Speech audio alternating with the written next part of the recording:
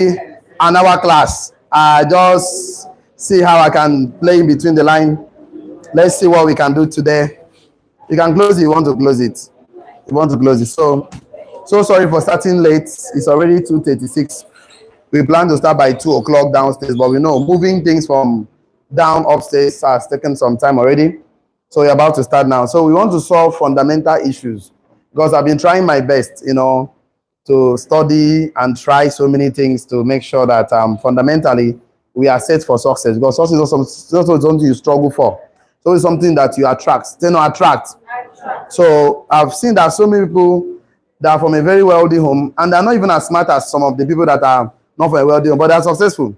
I've seen some people that are from a very poor home. They try all they can. They're even smarter in decision making, but are still not achieve the success they want. So I came to realize the fundamental issues. So you cannot just succeed as a Christian entrepreneur with fundamental issues. So I will move straight to the point today. We'll discuss success principles today. Success or fundamental principles to succeed in life. There are fundamental principles. Yeah.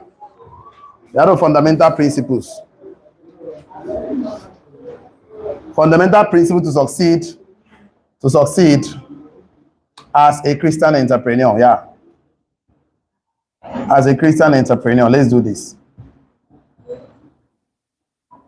So it has to be fundamental. So one of the biggest issues we talked last time was that a double-minded man should not think he can receive anything from God. So we went and discussed what it means to be double-minded.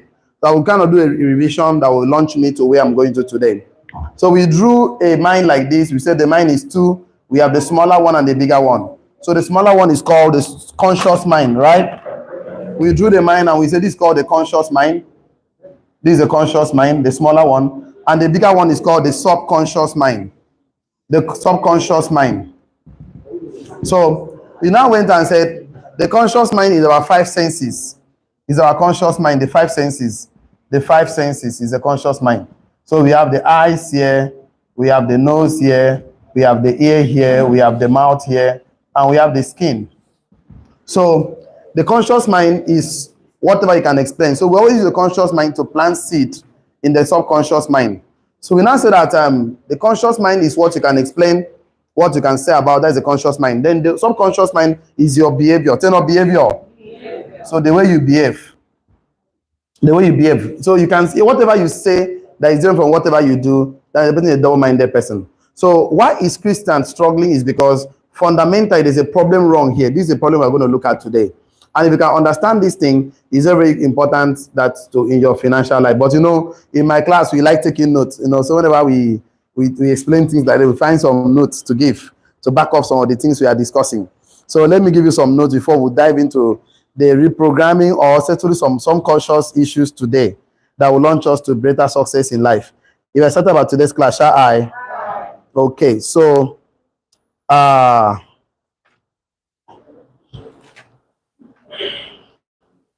perfect.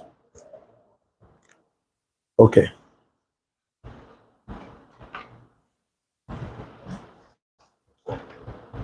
Good. So I would like us to write this down. Okay, I'd like to write this down. If you don't know what to do in order to get the result you desire, then what you need is wisdom. If you don't know what to do in order to get the result you desire, then what you need is what? Wisdom. And the Bible says, ask, it shall give it to you, library for people that ask. So if you don't know what to do in order to get the result you desire, what you need is what? Wisdom. So why will a man not get wisdom? Because he asks subconsciously, but fundamentally, he doesn't believe what he's asking. So the man will not get it. So if you don't know what to do to get what you want, what you need is what? Wisdom. That's what you need. What you need is wisdom. So what you need is wisdom. Mr. Nat. Okay, no problem. So if you don't know what to do to get what you want, what you need is wisdom. So we don't have problem here. We don't have problem with our body. Tell our body.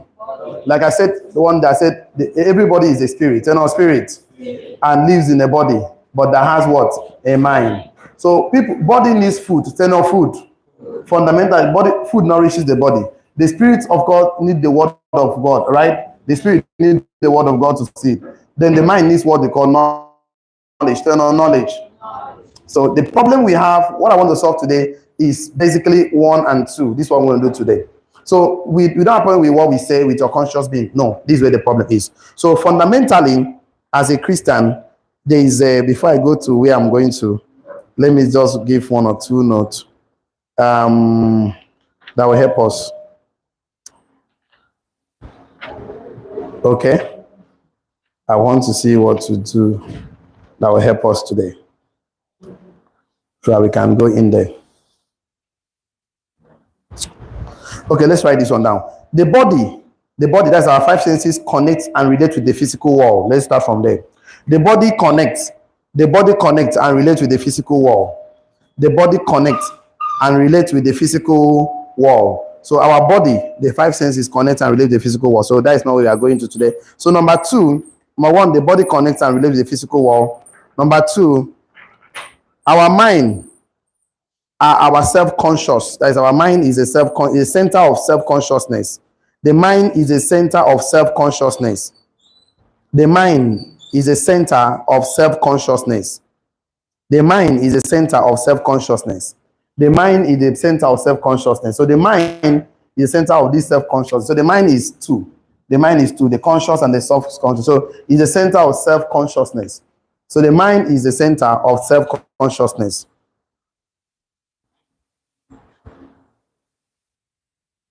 The mind is the center of self-consciousness. And the spirit, number 3, spirit is being essentially and fundamentally part of God. The spirit is being essentially and fundamentally part of God, made from God and for God. So the spirit is essentially and fundamentally part of God. Is essentially and fundamentally part of God. Is made by God, from God, for God. Is made from God, for God, and is made by God, from God, and for God. So that is the spirit we are going to look at today. So spirit is essentially and fundamentally part of God. So it's made by God, number 1, from God, number 2, and for God.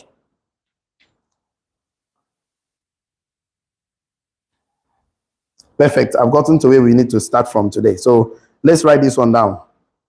Very, very important. Okay. Your character of Christianity emanates. Your character of Christianity emanates from your concept of Christ. That's what we are going to today.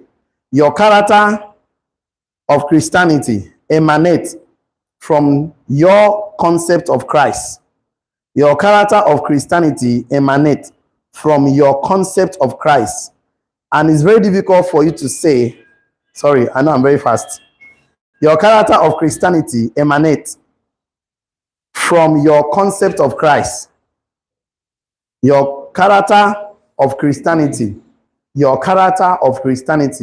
emanates from your concept of Christ. So how do you see Christ? That is a very, very important thing. So fundamentally, the way you see Christ subconsciously is going to affect your result. So we're going to go there as a Christian. So your character of Christianity emanates from your concept of what? Christ. Full stop. And it's very difficult for you to say, I am a follower of Jesus Christ. And it's very difficult for you to say, I'm a follower of Jesus Christ.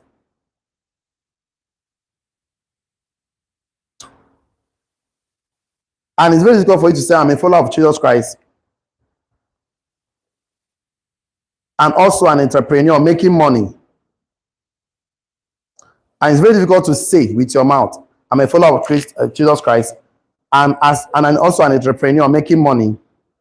But at the subconscious level, so it's very difficult to say, I am a follower of Christ, I'm an entrepreneur making money, I'm a follower of Christ, I'm an entrepreneur making money. But subconscious level, you believe that Jesus Christ was poor. So it's very difficult for you to say at the conscious level, I am a follower of Christ, number 1. Number 2, I'm an entrepreneur making money. And at the subconscious level, you believe that Christ was poor. That's where the conflict starts. So it's very difficult to say consciously, I'm a follower of Christ, I'm an entrepreneur making money, but at the subconscious level, you believe that Christ was poor. So if you believe that Christ was poor, there's a conflict. Ten or conflict. That is the conflict I want to address today. Conflict. So it's very difficult for you to say at the conscious level, I'm a follower of Christ, I'm born again, I'm Christ-like, whatever, as a Christian, because it's Christian entrepreneur I'm talking to today. So it's very difficult to say at the conscious level, I'm a follower of Christ and entrepreneur. But at the subconscious level, you believe that Christ was poor. So if you believe that fundamentally that Christ was poor, no matter what you do here, is going to manifest in your result. Because fundamentally, you believe that Christ was poor. They painted a picture of a poor, broke guy, you know. So you just be, Christ is poor, so why will I be rich? After all, I'm a follower of Christ. So if you say that consciously, that Christ is, I'm a follower of Christ, I'm an entrepreneur, I'm making money, but fundamentally, you believe that Christ was poor, there's going to be a conflict. And a conflict. You know, last time we said that a dull-minded man is a person that is saying something, but is doing different something. That person is dull-minded. It's not so that he's saying many, many things. It's not about person that say this tomorrow, say this or no. The fact is that you're saying something else and you're doing something else, that means you're a double-minded individual, a double-minded mind. So that person can never receive wisdom from God. You know, that for you to actually achieve the desire you want, you need wisdom from God. Yes or yes? That's what we accept. So there's a conflict already between the conscious and the subconscious. And so today, we want to resolve that conflict. You're ready for today's class, shall I? Definitely. This conflict, if it's resolved, it will show up in your behavior. I want to show you the real who Christ was in the real sense. So we are going to discuss some of those things so we can correct some fundamental issues. And there's no way I can do this except through knowledge. So knowledge. Definitely. So let's start to set some things right. Number one here, right now, a good man leaves an inheritance to his children. Proverbs 18, verse 22. That's what a good man. So a good man should leave what? Inheritance. So if you're a good man, the main thing is to leave inheritance to your children. So if you don't leave inheritance to your children, you're not a good man. So it's not whatever you're telling me right now. So all of us are supposed to leave inheritance. Proverbs 13, verse 22. Downward. Proverbs 13, verse 22. So a good man is supposed to leave Proverbs 13, verse 22. Down. So if you believe that you're a good man, that is going to show with your leaving inheritance to your children, right? Okay, then we're going to move somewhere today. So, okay, so,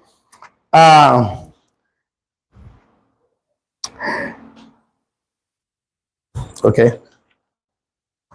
Last time we also said that the only way you can change something is to teach. Then not teach. You teach well, to talk about wealth. Wealth is not taught in a seminar, it's not taught in a workshop. A workshop is in a relationship or family, right? So, a poor man thinks that money is bad. Most people think that money is bad.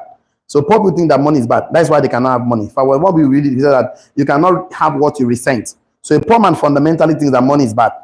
A poor man fundamentally thinks that money is bad. So it's difficult for him to have what he thinks is bad. Because anything you hate, you cannot have it. So poor people think that money is bad. So fundamentally, they think that money is bad. That's why they're not rich. While the rich and the wealthy think and train their children that money is good. The rich and wealthy train and teach their children that money is good. And that put them in the right perspective. The rich and the wealthy think and train their children that money is good. And that puts them in the right perspective. That put them in the right perspective. So the rich and the wealthy think and train their children that money is good. And that put their children in the right perspective.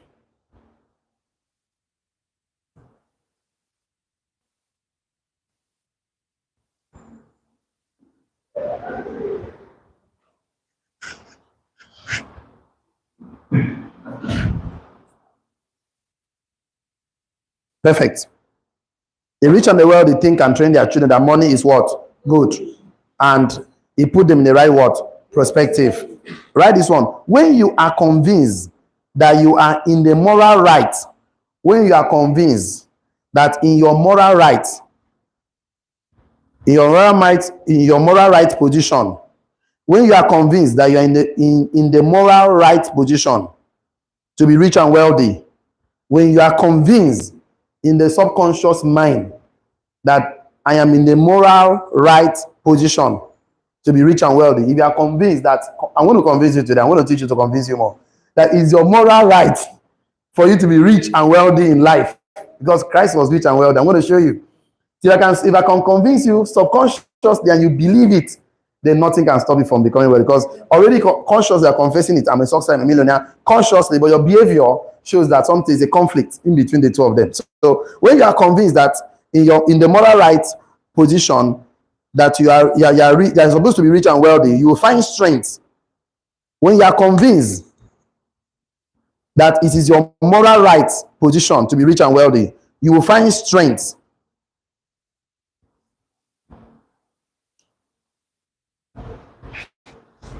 You will find strength to take action.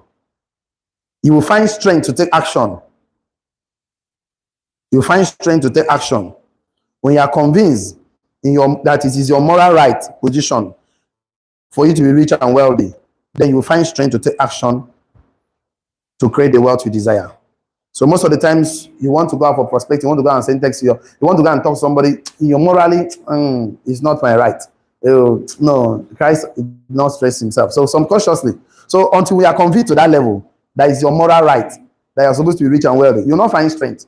Until you are convinced, let me give an statement you need to write. Say, until you believe that making money by building business, until you believe subconsciously that making money by building business, until you are subconsciously convinced that making money by building business,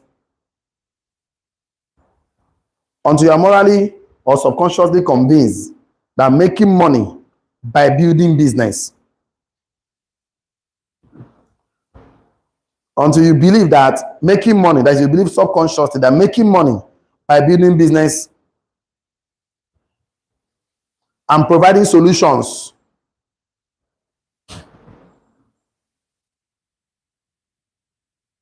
and values to your society is morally right, until you believe subconsciously that making money by building business, providing solutions to people, creating value to provide solutions to people in the society is right.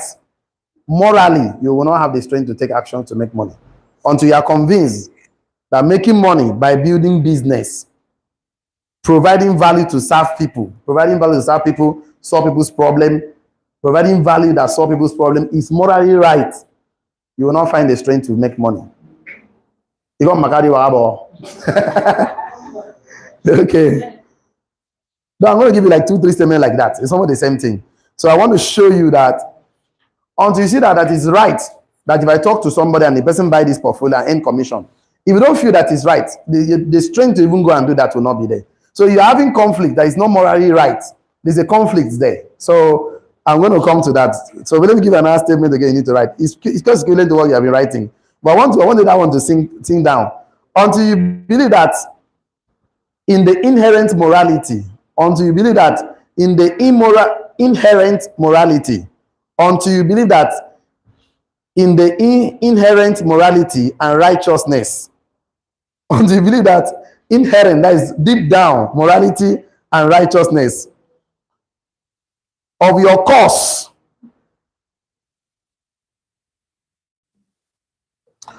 until you believe that in the inherent morality and righteousness of your cause, that you are disadvantaged, So if you believe that inherently morality, you are already disadvantaged and you're not manifesting the wealth you are supposed to have, you will not find the strength to go and fight for it, for your wealth. So until you believe inherent morality and righteousness of your cause, that you are at disadvantage, they're already disadvantaged, that the society is not helping you already, the government is not helping you. So you believe that I'm already disadvantaged, so I must do something. You will not find strength. You will not find strength. You will not find energy. You will not find the energy to take action. Turn action, because you not yet confused. Repeat. Okay, I say until you believe that inherently morality, that is morally inherent, and righteousness, that of your cause that you're already disadvantaged by the society, you will not find strength to stand up and take action to create wealth. So you should believe that the society is not created to encourage you to be wealthy. And that is why today, you see, when people are fighting war, I want to ask a question. When two people are fighting, or when two countries are fighting, the country that they came for war is already feeling justified that I must stand up and fight. If I don't fight, they will kill me. So that person that is fighting against is fighting for his life. So the person is not thinking whether what I'm doing is right or wrong. He's seeing it that I'm defending myself. That kind of person will always succeed. Because you are seeing that I'm helpless here, so I must stand up and fight. If I don't fight, I'm going to lose. So until you believe that the fight you are fighting is for the fight of survival, the fight of becoming rich and wealthy as an entrepreneur. Until you believe that the fight you are fighting is just, until you morally really believe that the fight you are fighting is my fight. Actually, the thing is that nobody succeeds by 8. 10 or 8. 8. Nobody succeeds by 8. People succeed by trade. 10 or trade. So the government give 8. They give 8 of palliative, give you land, give you water, give you those things. People don't succeed by 8 because nobody give you 8 to be successful. You only need to trade to become successful. So until the government is not the solution to your problem, so until you believe that government is not a solution to your problem, government will never go and give you an opportunity to trade. God will give you 8. I think they just share palliative right now, right? How many billion? 5 billion, Abi also. And how many bags of rice? 2 billion. 2 billion, some bags of rice, right? 100,000 bags or so. Which I know most of us here will not even see the rice to eat. Like, well, I would not even like to see you queue up for the rice, right? And we say something about palliative. That palliative is not given to you to solve problem. Go and Google it. The real meaning of palliative is given to people that are dying. And that thing you are giving to them, you will not still save them from dying. That they will still die.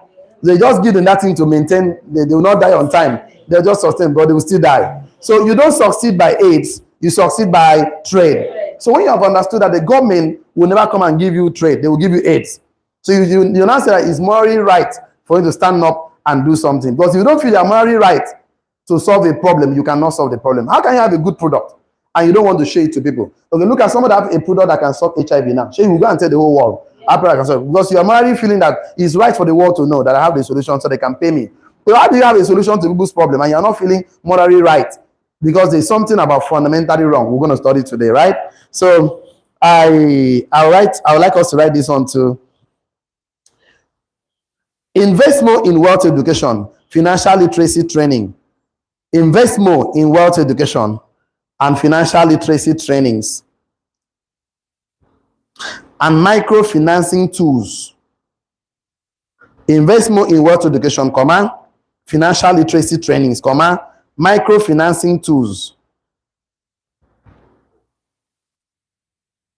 Invest more in wealth education, financial literacy trainings, microfinancing tools, with entrepreneurial tools to move people from aid to trade. Once I can do that today, fundamentally, I think I will call it a day. Invest more in wealth education training, financial literacy trainings, microfinancing trainings with entrepreneurial tools to move people from aid to trade. Until somebody feels that trading is morally right, I need to go and trade. I need to go and give something in exchange. That person will never stand up to take the action. So invest more in wealth education, financial literacy trainings, microfinancing training, with entrepreneurial tools to move people from aid to trade. Until you do that, people will not feel themselves that are morally okay to go and take action for themselves. They're waiting for government to give them aid, to give them job, to give them this, to give them that. Okay? So, yes, entrepreneurial tools.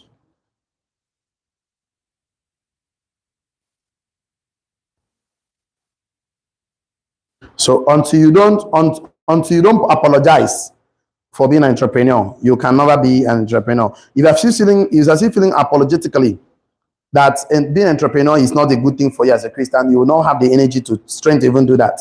So, okay, you mean the tools? I said invest more in wealth education, financial training, financial literacy trainings, microfinancing tools with entrepreneurial tools to move people from aid to what? Trade. So once you move people from there, then you are very sure fundamentally that something is correct.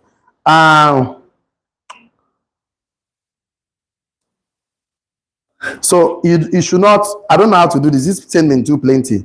Just listen, don't write. Just listen, don't write. Because I know it's going to be, cause I want to go to where I'm going to.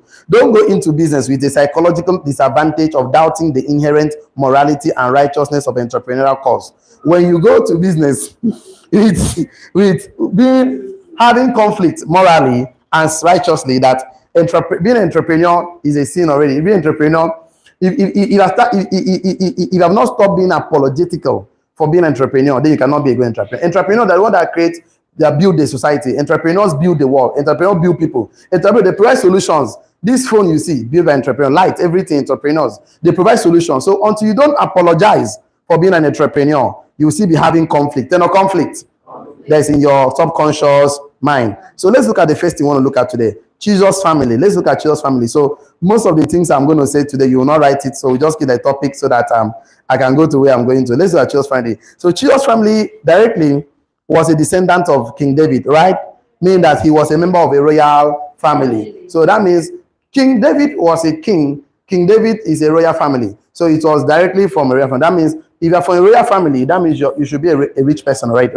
Biologically, to start with. So Joseph was a carpenter, but we think that he's a carpenter with chairs and tables. No. Those days in the ancient wars, there's nothing you do without carpentry. The ship they have, the carpenter must work, the house they have. The mother time there was nothing like too much cement that we have today. So carpenter was not, they say Joseph the carpenter. I want to show that he wasn't just a carpenter, he was the carpenter, meaning that he has other carpenters that was working with him fundamentally. So you can read that from Matthew 8:20 down, and then let's go to where we are going to. He said that there is no house that time, no farm that time, no farming tools, no boat that can do anything that time without carpenter. Tell no carpenter. I mean, carpenter was a big business. A carpenter is in the ancient world was the highest paid blue collar professional job. In those days, a carpenter was a highest paid blue collar professional job. So it wasn't just anyhow job. Apart from the fact that he came from a royal family, the carpenter himself was in a big business. So when you need to write, I will tell you to write. Okay, let's write this one down. There's a difference between the carpenter and a carpenter. The carpenter, there's a big difference between the carpenter and a carpenter. There's a big difference between the carpenter and a carpenter. A carpenter means one carpenter. A carpenter, there's a big difference between the carpenter and a carpenter. There's a big difference between the carpenter and a carpenter. So the carpenter have other carpenters under him, while a carpenter is only one person. So the first thing first we've established today is that Jesus was from a royal family. He was from the King David's family, right? So we discussed about Jesus' family today. So we are going to deal fundamental issues today at the subconscious level. So number two, I want to establish today is that, okay, before I move to number two, let's write this one down again.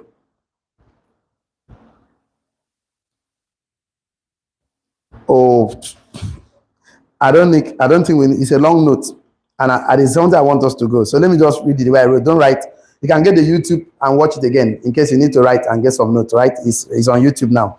Joseph was a carpenter. He was going to Bethlehem to pay tax. He was taking Jesus Christ to Bethlehem. So he said that the Bethlehem that time, they used to pay tax. That's where the government asked, just like somebody coming from the village to Uyo. Uyo is the capital city. So most businesses in Uyo pay tax. The village, they don't pay tax. I remember in my village, up to now, they have not started paying electricity bills.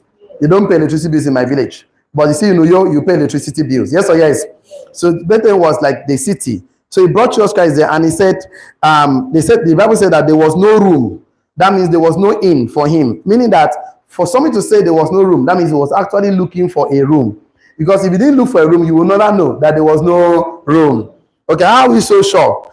We are so sure because before the wise men, when the wise men came, they said the wise men from the east, they came to the house. That means, apart from the fact that he was delivered at the manger, before the wise men came, they already moved to the house. They're already in the house. That means they bought a whole house. Joseph had money. Remember when he was moving, Joseph did not know that I'm going to Egypt. Remember, they were going to Bethlehem for Jesus Christ to give birth so they can return back to Galilee, right? But from the Bethlehem, they went to Egypt because the wise men from the east. And the wise men from the east, the Bible says the wise men from the east. It did not say 3 wise men. He said they brought 3 gifts, which is gold, myrrh, and frankincense. I'm coming to that. So that fundamentally, we used to think that Jesus Christ was broke and poor. But I'm going to do some fundamental issues today. In today's class, telling that Jesus Christ was a rich dude. And even when he died, they were sharing his clothes. Right? Definitely.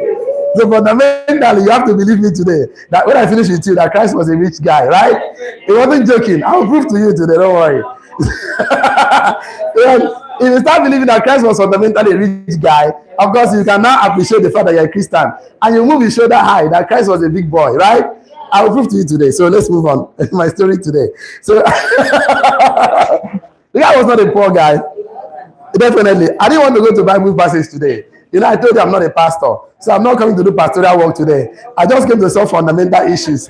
I just came to solve fundamental issues. Pastor will solve their pastoral issues. Because I see Christians are apologizing every day. Oh, so sorry. No, I'm being poor is Christian. No, definitely. So the three wise men from the east, the Bible did not say, they don't say three wise men. He said wise men from the east. Go and read that scripture again. He said wise men from the east. And it means that they were king from the east, right? This king, they send delegation, they send delegates. They're not delegates. He said, common men don't have audience with kings. So when the wise men came, they went to see Herod, right? So Herod did not just see anybody passing on the road and they said, come and greet me, come and greet me. No. If they were not royalty, Herod would not give them attention, right? And they cannot just come from the east and they come to Herod's city, where Herod is the king of the city, and Herod will not give them attention. So they have to go and pay homage first to the Herod. So I said that common men don't get audience with king, meaning that only real kings from the east send diplomatic delegates to King Herod. The wise men came to honor and worship a king of the Jews, and they saw the stars from the east and they start coming. So for them to come and tell Herod that we saw a star, we came to honor a king of the Jews. So Herod was already thinking, who is the king in this my kingdom? I don't know, right? So he said, okay, go and worship him and come back and tell me. So me too can go and worship him too. So they came with a gift to honor. And those days I said, honor from a king of the east to the king of the Jews, Jesus Christ. Honor used to be the things they give to you signify the way they honor you. As according to the history, when the king wants to honor another king through his diplomatic delegate, they were moving with caravans. They're not caravans. Caravans of goods, caravans of frankincense, caravans of myrrh, caravans of gold. It wasn't one. And I'll tell you that it wasn't one beyond that, because how did Jesus Christ survive in Egypt? I'm going to prove to you today that they moved from there to Egypt and they stayed till 12, is it 12 years? 12 years before they returned back to Galilee. Don't worry, it's documented here. I hope there was some documentation today. So just listen and follow me. Can go over the video again. So fundamentally, these guys will come with caravan, just like entourage. Entourage. The governor of Akwa State can never move without entourage. He must have entourage. Yes or yes? The president of Nigeria can never move without entourage. Entourage. When they send delegates to other countries, they call them, what they call them again? Ambassadors to other countries. Ambassadors have a P, have an 8. So for the king of the east to send delegates to honor another king in the kingdom of Herod, so they move with caravans. And that is why King Herod could not sleep, because he couldn't understand the kind of caravans, the entourage that came to worship another king. It was anyhow, the guy would have slept. King Herod could not sleep. After meeting them, he plotted to kill all the children 2 years below in the Bethlehem. Yes or yes? Because he was wondering, I'm a king here, I've not been honored this way. How can a king from the eastern delegate, and not just diplomatic delegate, to come and with caravans? They came with caravans of gold, caravans of myrrh, caravans of frankincense. And they came to worship. So me, I'm here, they are not recognizing me. Now, what vex them? The nothing vex them, just because someone else will be recognized, I'm not even recognized. And with these caravans, with this entourage, no, we must go and start killing children from 2 years down. Anybody that's a king other than me, will exist for this kingdom. See what happened. So Herod was not a psycho. He wasn't a psycho. And because of the might of the delegate, was an evidence to King Herod that the king from the east came to recognize another king inside his kingdom. The wise men brought wagons of frankincense, wagons of myrrh, wagons of gold, and present to Jesus Christ.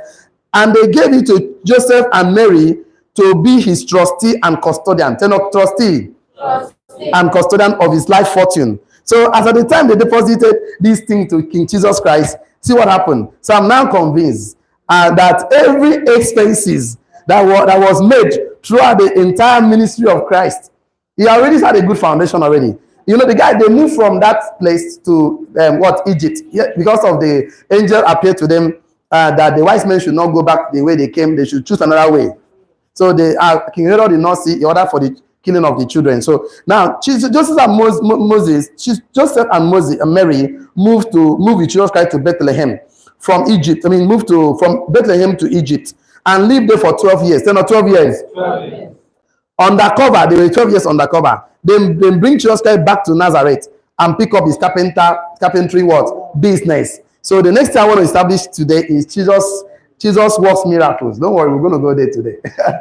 Jesus works miracles.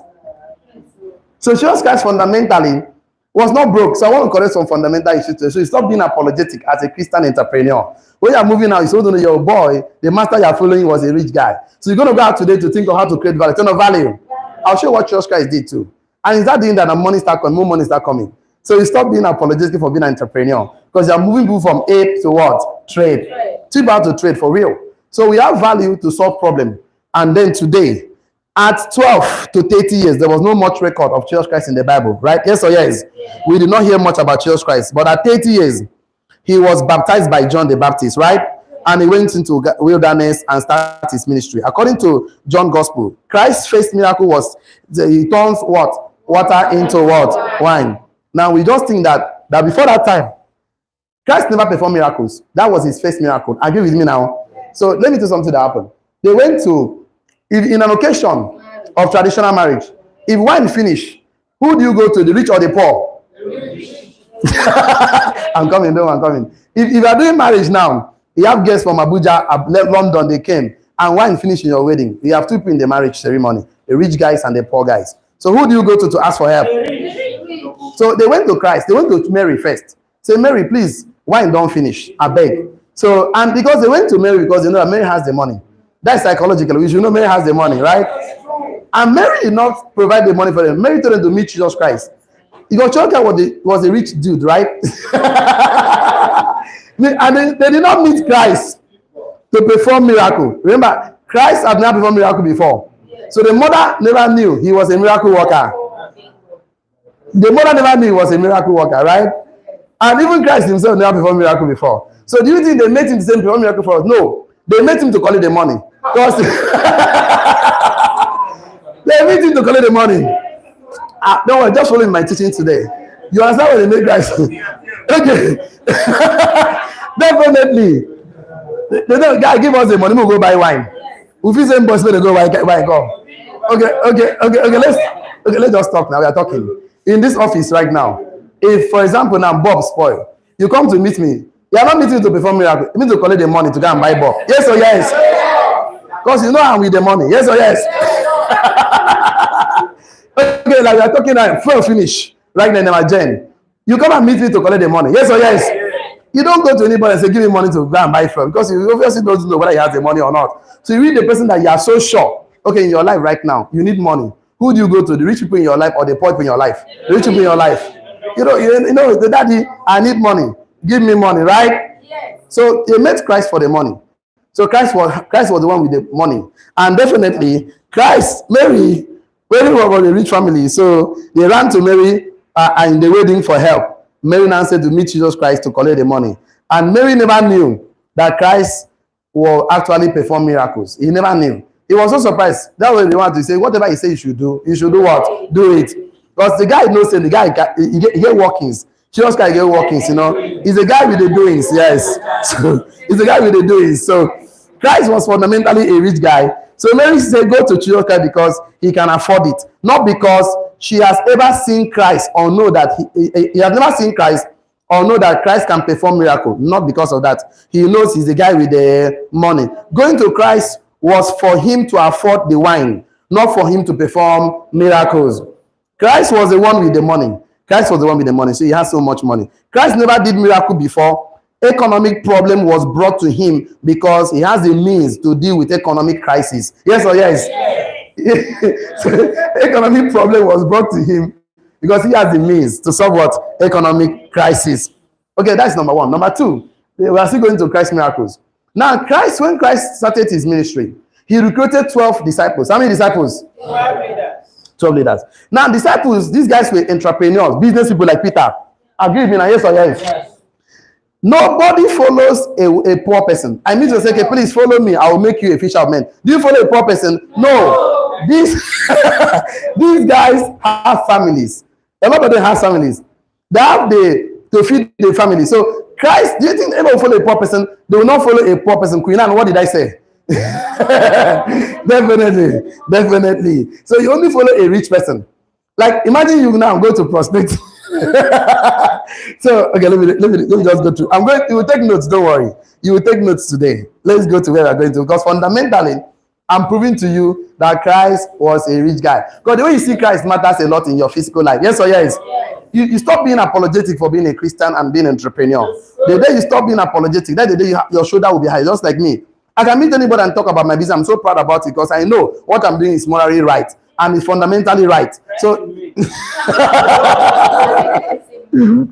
so definitely, Jesus Christ recruited a team of 12 full-grown men with families who were themselves entrepreneurs and convinced them to leave their business and follow him. Why they still have responsibility for their families and people, right? So Christ will not have convinced anybody if he was broke. He will never convince anybody to broke. So he was rich, right? He was wealthy. So I said, a poor man cannot wake up to you. The poor man cannot wake up to you running. A poor man cannot wake up to you running your business. A poor man cannot wake up to you to leave your business. You're running business because to follow him, and you'll be convinced to follow him. It was very clear that they understood that Jesus Christ was very rich and he could take care of their responsibility. That's why they follow Christ. Jesus Christ did not look for poor people, but he recruited 12 grown men. 10 or 12 grown men. 12 grown entrepreneurs. So you today, I ask you to recruit how many? 6. Now they will reach today. So I came to show you the man you say you are following. That man they say you are following, recruited 12. How many? 12 for his ministry. Nobody on earth ever ruled the kingdom alone. Every king has a cabinet. Agree with me now? Yes or yes? Every governor has a commissioner. Yes or yes? Every president has a minister. Yes or yes? Every pastor you see, they have elders. They consult to do things. Then you want to build your empire. Tell me, empire. You are building your empire now. So you in this your journey of empire, you need 6 generals. Tell me, generals. So definitely. So let's look at today. Okay, let's look at this. Jesus Christ did not look poor. Let's move on. Don't worry. We're going to go to where we are going to today. Number 3, Jesus Christ did not look poor, right? Did not look poor. He didn't look poor at all. So first one, his family. Now, his miracles. Third one, he did not look poor. So this one, we can take some notes. Write this one down. Anyone that can recruit 12 full-grown men to leave their business and follow him is rich and wealthy. Write that one down. Anyone that can recruit 12 full-grown men, bracket entrepreneurs, to leave their business and follow him is rich and wealthy. Anyone that can recruit 12 men, to leave their business, full-grown men, bracket open entrepreneurs, to leave their business and follow him, is rich and wealthy. Anyone that can do that. So, anyone that can recruit 12 full-grown men, bracket open entrepreneurs, bracket close, to leave their business and follow him is rich and wealthy. Okay? Jesus Christ instructed his disciples not to take things because he had it. Jesus Christ appointed treasurer. Tell your treasurer, which is Jesus Christ, Judas what? Iscariot, to look after money back. Now, person will get money, they get treasurer. Okay, ask yourself, neighbor, do you have a treasurer? Money no long. Money very long. Now you need treasurer to count your money. If you are still counting money alone, you need Deborah, you need pounds and dollars like me. Help you count some of your money. Yes or yes? If you are still counting money alone, you need to go. Just a hard treasurer, right? So if the guy no get money, wait, remember this sales guy who they talk now. He has money that he need a treasurer to hold his money for him, which was Judas. Okay, now Jesus Christ taught over 5,000 men. Don't write this one, just listen to me. But the place you need to write. Jesus Christ taught 5,000 men. That time, excluding women. And in churches, women are always the most. They're always plenty than the men. Yes or yes? I've never been to any church I see women more than the men. Only in business like this, I see men. Men are more than women here. Right? In business. Are you sure? Are you sure? How you look at every chair. There's no chair you will not see a man. But I can show you some chairs there, you will not see a woman. Are you sure? Okay, I'm not arguing that with you. I'm not arguing with you. I'm saying that Jesus Christ taught 5,000 men. Men. Excluding children and what? Women. And for hours, Jesus Christ, you don't behave like us. Jesus Christ is teaching, he teach for hours, for days, and those guys were hungry. And the disciples came to Jesus Christ to ask him to send them to the city to buy food. Food. Jesus Christ gave them something to eat. He said, Jesus Christ, send us to the city for you to buy food for these people, so we need to give them something to eat. The disciples did not ask, they want to go to the village to buy something. So they asked him for money. They did not ask Christ to perform miracles. They're asking him for money to feed 5,000 people. They did not ask Jesus Christ to do miracle. It wasn't a miracle they asked him for. It was him that asked, who gave bread, who gave fish? Before they ask him, God, give us, we will need to go to the city and buy something. That means they have money to feed 5,000 people. That means this guy was rich and wealthy to feed 5,000 people. They asked him for money. They didn't ask him for miracle. It wasn't asking who gave fish, who gave bread. Mona can come, make I perform miracle, make for chop. Mona no go city. I didn't know so. So the guy they no get. They were confident that the guy can feed 5,000 people. Imagine you feeding 5,000. That means you're rich. You're wealthy. Yes or yes. He was a rich dude, right? A rich boy, right? Okay.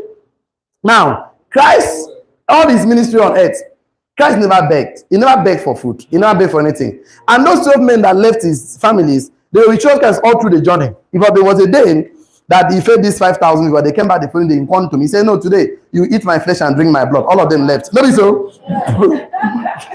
The guy was there, you eat my flesh and drink my blood. They didn't come one by one. Now 12 come remain. They say, 12, why would I no go? They say, Master, beat us now. They will not run after you. No, they will not leave you. So it was with them. They were feeding and they were enjoying, and they were sending some back home. So let's go to the garment of Christ, and then we'll conclude what we are talking about today. So I can give you some notes to take today, right? No, I know I've been talking plenty. You're not taking some notes. So let's go to Jesus Christ's garment. I want to show the kind of clothes he was wearing. That they have to share his clothes. They don't share anyhow clothes when person die. Then they share designers. Designers like Versace. The small clothes they share. They have to share the clothes when he died. That was wearing designers. He wasn't wearing rags. Definitely. So Jesus Christ wear designers' clothes. When he died, Roman soldier took one of his garments and shared into four. 10 or 4. They said, let us have a piece of this cloth, I beg. Let's not give you designers. Do you think they share rack? It wasn't rack. Nobody shares rack. He was wearing designers. Designers. He was wearing Gucci. The clothes said 50 million.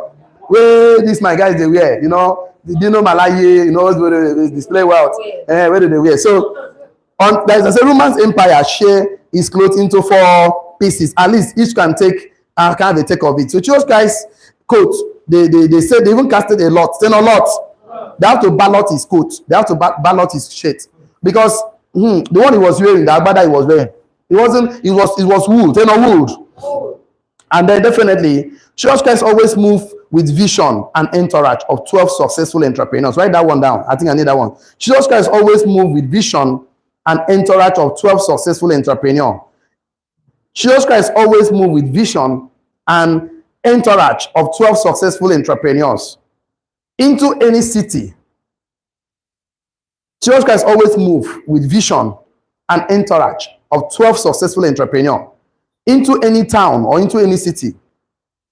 Jesus Christ always moved with vision and entourage of 12 successful entrepreneurs. He always moved with vision and entourage of 12 successful entrepreneurs into any town or city dressed like a king. He always moved with 12 entrepreneurs. These guys were always with him. Imagine me having 12 guys following me every day I go. I'm feeding them, no telling, don't worry. You just be anywhere I sleep, anywhere I day, day. The guy will have money. He had plenty money because they gave him. The guy had plenty money. He moved any city he goes to. Even me talking to you, it was only in Port Harcourt. When I was in Port Harcourt, business was doing very well. And anywhere I go, I must go with at least 4 or 5 people. And they're always in my car. Anything I eat, they eat. And that time there was still struggle. Struggle. The guy had 12 full-grown men, entrepreneurs. So he moved to every city. Jesus Christ will move with vision and entourage of 12 successful entrepreneurs into any town or city dressed like a king and walk in and out. Dressed like a king. Even now today for the carry siren. Tell us siren. Because that time, now men know you carry for body. And then he arrested attention of thousands of people. And if they get hungry, he feed them and do miracles when need be. So he moved to every city with 12 successful entrepreneurs dressed like a king walked in and out and arrested the attention of thousands of people. Arrested the attention of thousands of people. If they get hungry, he feeds them and perform miracles when needed. So now let's go something else. So let me show you the psychological reason that will change everything about today's class. It's in that scriptures I love so much. Are you there? Okay, some of you are still writing. Okay. He arrested the attention of thousands of people, and if they get hungry, he feeds them and then perform miracles when needed. Now look at why you should not be apologetic as a Christian entrepreneur to be successful. It's in the book of, that's the only scripture I would like us to read today. 2 Corinthians 8 verse 2 Corinthians 8 verse 9. 2 Corinthians 8 verse 9. You know, I say some Christians, he said Jesus Christ was rich, but he became poor that you and I will be what? Rich and wealthy. So if Christ was so rich in heaven and left everything he has in heaven and come to down to just to redeem you back to the state of your consciousness, in your subconscious mind too, that you're supposed to be rich and wealthy, then why are you apologizing? Why are you apologizing, Christian? Why are you still broke, my brother? If Christ became rich and wealthy, I was rich and wealthy, became poor, that me and you used to be rich and wealthy, then why are you still, So if you are still struggling financially, there's a fundamental issue that needs to be corrected today. And that is because if Christ, he became poor, that we might become rich from the scriptures. Have you read the scripture? Who is there to read for us? Well, read it for us. We are familiar with the generosity of our master. Yes, Jesus Christ. Wait. No. Let's go back again from the beginning. You are familiar with the generosity of our master. Yes. Jesus Christ. Jesus Christ. Rich as he was. Rich as he was. He gave it all away for us. He gave it all for me and you. In one stroke, he became poor. Yep. And we became rich. So we need to manifest that. Say no, manifest. Manifest. So let's go and tie up some knots today. So you leave this place today knowing that Christ fundamentally wants you to be rich and wealthy. Then you can see the Jewish kingdom, that's in Israel, they have a lot of multi-millionaires in Israel. In fact, there is no family you go in Israel, there is no multi-millionaire. But they teach and train their children to be rich. They teach their children, every Israel person must have a skill. Tell us skill. I've not been there before. I hope to be there very soon. I really hope to go there. I really want to go and see what's happening in Israel because I hear everyone story about Israel. And so many all-time multi-billionaires who take sometimes there's a book called The Jewish Code. It's in my office. Right now. The way the Jewish think and behave. Because fundamentally they believe that they are supposed to be rich and wealthy. So they're not supposed to be broke. So fundamentally. So for us here, they make Christianity look like until you are broke, you are rekechi, that's when you are serving God. It's not true. Because gospel need money. The money is a fruit of gospel. Yes or yes? You need money to print tracts, need money to buy fuel, need money to buy chair. Gospel need money. But if you are broke, you cannot support. You're putting 20 naira in offering basket. What did 20 naira buy for you today? That if I come to your church, I see 50 naira in your basket, 100 naira, you will fight. 500 naira and 1,000 naira in the offering basket. Why are you not able to put 500 and 1,000? Why can't you write check of 1 million now? Why write of 10 million now for the gospel? Because you are broke. And you shouldn't be broke. You shouldn't be broke. I'm really seeing one day me, I want to give 10 million as offering. I'm not going to die. You going to die? No. If you see the way the kingdom of darkness is financing their kingdom, you should not be poor. If you see the way Islam are financing their Islamic movement, the ISIS movement, you shouldn't be poor as a Christian. You shouldn't even think about being poor as a Christian. Because how then will Christ be heard? How then people see some Christians cannot buy Bible. If you make money and buy trail of Bible and give to Christians to read and understand Christ, don't you think you'll be blessed beyond your imagination? So why are you not able to do things? See, I'm so sick and tired of seeing people begging and struggling as a Christian, and I don't know how to help them. I don't teach them, come and learn about wealth. They say no, because they've been brainwashed. They're supposed to be poor, begging. You're shifting blame to God. God, come and brush my mouth. God, I want to go to toilet. Come and clean my bum. God, come and do this for me. When God gave you the brain to devote responsibility, tell your neighbor I'm in charge. Take that position. Stop being apologetically. Jesus Christ was not broke. Never see Christ as broke. He wasn't. So fundamental reason, morally, they are supposed to be rich and wealthy. More is also to do trade, not to give aid. Trade. And to trade, you must have that confidence to talk to someone and say, excuse me, I want to add value to your life. After we are adding value to people. Seriously speaking. As I came to this business, I didn't know much I'm doing right now. So this thing is added value to me. Oh, you think I studied to learn for you guys? No, it's for me. This thing has been there since last 2 weeks. Started promoting this thing, right? I've been pondering, meditating on this thing. He said, this book of the law shall not depart from thy mouth. Meditate on it day and night. So you have good success. But what is your why? I don't understand. And the reason I'm talking to you guys is like I'm top 2025 is our stage. And I cannot be on the stage alone. All of us will be on that stage with me. The world is our stage. We must be celebrated. And if we must celebrate, there's a mindset I need to carry. Every day, there's a certain mindset I want you to know that you are not disadvantaged in life. You are advantaged. Greater is he that lives inside of you. Why are you still working as if you don't get papa? What if they work you? I'm variable. Now I want to understand fundamental issues. Don't ever think you are just broke and poor. Matter is something, God derived his children to be rich and wealthy because that's the only way he can. He want to display his glory. Even me, my children, I want to see my children dress well. I want to see my children the best clothes. That's just my pride, right? See, you know, I may not eat, but my children must eat. That's why you should see God. God wants us to be in glory. He said he left in his generosity. He became poor that you and I might be what? Rich and wealthy. So I want you today, I just can conclude today's class so you can know that I said looking after church ministry, he has 12 disciples. He said that he's going to retire with him and save him. And then he has a guy that carries the bags of money. So Christ was rich and what? Wealthy. Christ is raising up his people who will educate. Write this one down. God is raising up his people. God is raising up his people who will educate, God is raising up his people who will educate, inform. God is raising up his people who will educate, inform, equip. God is raising his people who will educate, inform, equip, and inspire good people. God is raising his people who will educate, like us. We are educating people, informing people, equipping people, and inspire people to take their rightful seat as a king and priest in this earth. God is raising up his people, like me and you, who will educate. We are going to educate people, inform people, equip people, and inspire people. God is raising people who will educate, inform, equip, and inspire people to take their rightful seat as king and priest in the earth. God is raising his people who will educate, inform, equip, and inspire people to take rightful seats as king and priest in the earth, who are privileged to be part of this revolution. So we are not just Christians. That's why we don't want the seat in the church.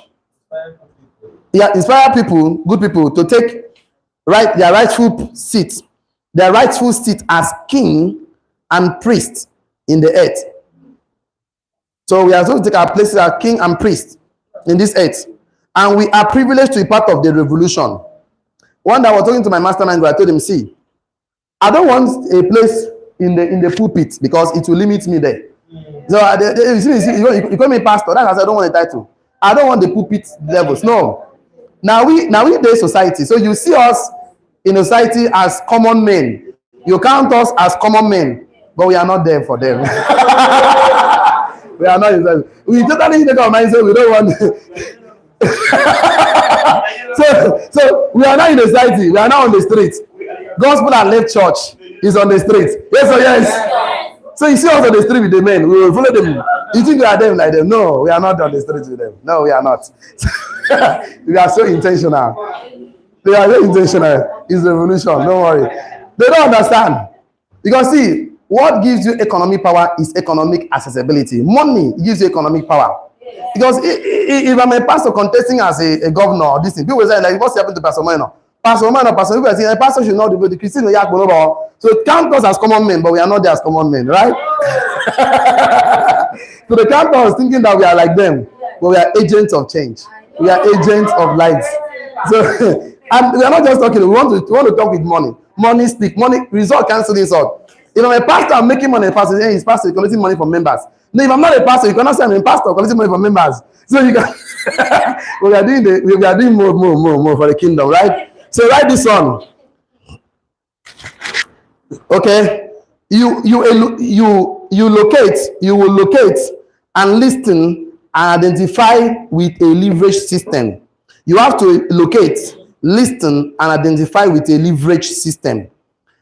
You have to locate, listen, you have to locate, listen, and identify with a leverage system. And there are two things you must leverage on. You have to locate, listen, and identify with a leverage system. Two things you must leverage on: automation and delegation. On what? Automation and delegation. So things you must leverage. You must leverage on automation. Tell me automation. Automation. So let me write it on the board. Two things you must leverage. Number one is automation. Tell me automation. Automation. Number two is delegation. Tell me delegation. Delegation. So automation is on technology. Tell me technology. Two is on delegation, is on people. 10 of people. So how do you do this? Is this we are creating a mastermind group. Tell a mastermind group. Mastermind. Belong to one and then create one. Belong to one and create one. Belong to one and create one. Everybody belong to one and create one. Belong to one and create one. Belong to one and create one. This is the icing on the cake. Everybody belong to one. You see what is happening there? You create your own and be the boss. Tell them I'm the boss. I'm the boss. Tell them I'm a success. I'm a success. Say I'm a millionaire. I'm a millionaire. That is the only way. So if you leverage on these two things and you're not apologizing for being an entrepreneur, because see, why people are struggling is because they don't know what they have and they don't know how to use. Just like I've always said, that a bad man quarrel, a bad workman quarrel with his tools. If you have the tools and you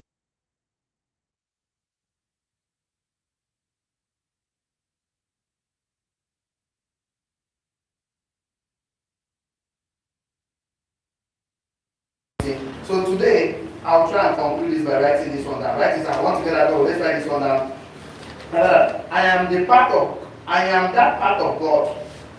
that part God created, which is more higher.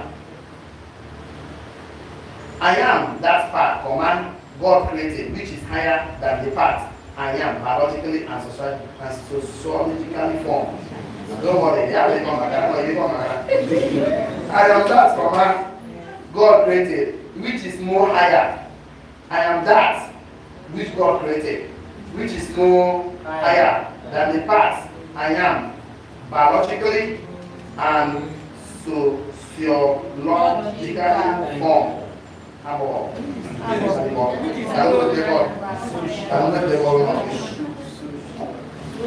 Sociologically formed.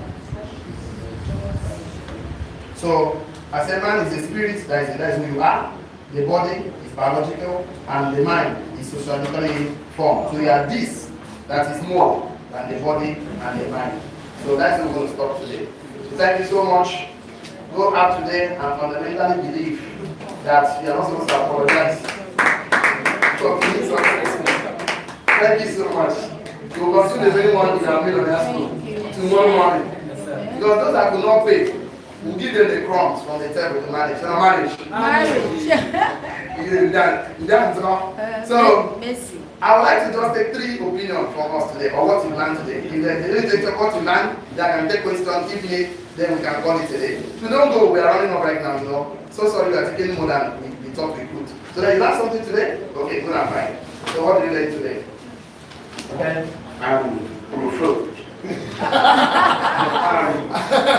Wrong.